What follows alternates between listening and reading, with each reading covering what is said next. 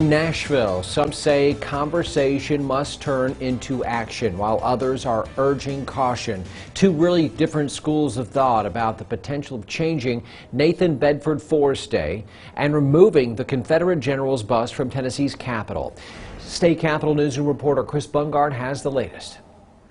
Well, Governor Bill Lee talked Monday about ongoing efforts to get rid of last week's Nathan Bedford Forrest Day. He also said he's open to having a conversation about removing the Capitol's controversial Forrest bust. But I've addressed that before and said that we ought to, at the very least, add context. But Tennessee's Republican Governor Bill Lee went further about the Capitol's second-floor bust of the controversial Confederate general who was a slave trader before the war, a renowned tactician during the conflict, and later an early leader of the Ku Klux Klan. We need to have a broader conversation and around that as well, and bring in those that are actually responsible for deciding that location of that bust. You know, there's a Capitol Commission and the legislature. So now the challenge is to move off of that statement into action. Nashville Democrat Representative Harold Love says that applies to getting rid of Nathan Bedford Forrest Day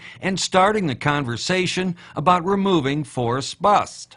And so you're talking about two different situations, but the same mindset. And again, the goal is to move from conversation to action. The governor first hopes to change the law that says he is required to sign a proclamation for Nathan Bedford Forrest Day. Most Democrats are on board. Some Republicans, like Lieutenant Governor Randy McNally, says he is open to having discussions on changing Nathan Bedford Forrest Day.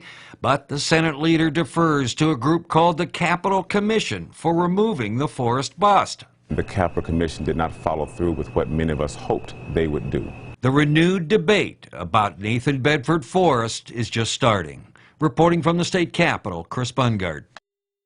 The previous governor, Bill Haslam, tried to remove the Forrest bust by going to the state's Capitol Commission. That would be required under existing law, but that first step in 2017 narrowly failed.